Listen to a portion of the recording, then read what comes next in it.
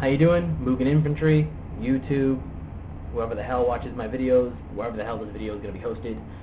This is Snowy Prower / DiGiorgio / Parmesan / Nani Shiki on the Mugen Infantry forums / Batshit Gayface, whatever the hell you want to call me. And I've been getting a fair amount of questions lately on how the hell I'm doing my life bars. And, you know, just so I stop getting that question, I'm going to make a video to show everybody. What we need first to make portraits for our life bars, like you see with Len over here, is we're going to need to actually open up the file, the coding file for the life bars. So what you do is you go to the life bars and you open up the DEF. These are the life bars I'm using in my Mugen right now. What you want to do is you want to find the word face.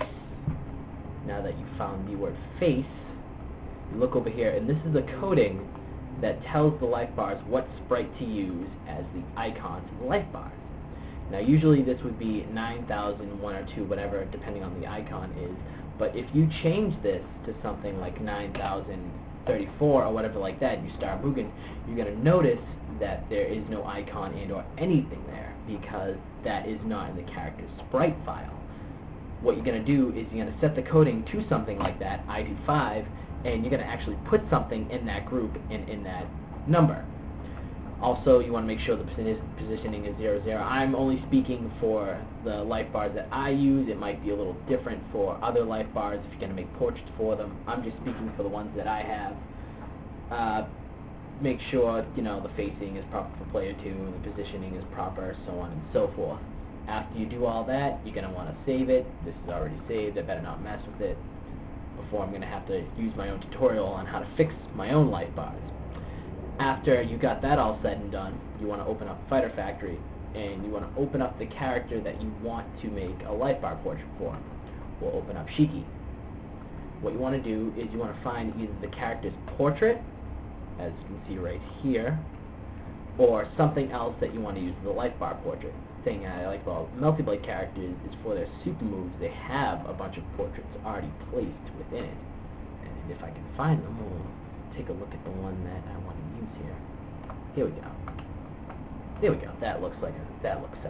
So what we do is once we find the portrait or the image that we want, we save it as PCX. Now we're not going to really save it as PCX. We're going to go and you turn it into a BMP, save it as a random whatever. You can call it just Gus, whatever you want to call it.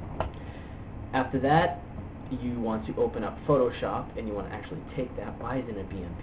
We'll use this to convert it to a BMP. You want to actually take that and you want to drag it into Photoshop and open it up.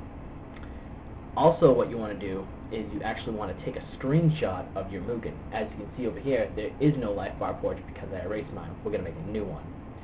What you do is, I guess F12 takes screenshots. Well, I use old school Alt print screen. So you hit Alt print screen, and then you go to File, New. It'll already have the height and width already in there for you. Edit, paste, zoom in a little bit so you have its actual size, and you're good to go. What you do is you take the image that you want to use and use the magic wand to select the green. So you're going to cut out the green. Instead of actually erasing the green, you're just going to hit the inverse option, so it's going to select everything but the green. So we have Shiki nice and selected. Then what we're going to do is we're going to paste Shiki right in there. Zoom in a little bit, take Shiki, and drag him. Now what you're going to want to do is you're going to want to position the portrait just so it looks right. To help positioning, you can use fill, and you can lower the filling to kind of get a preview of what it's going to look like. Now, if you notice on the layer, my layers for this is 0, so this goes underneath the life bars. That means the life bars go over it because I kind of like the lines and how the eyes go over the lines. I'll stop blathering because I only got 10 minutes. Then, once we got the positioning right, we take our selection tool and we make a selection around Shiki. Use the little gray bars if you have them as kind of a guide on where to go.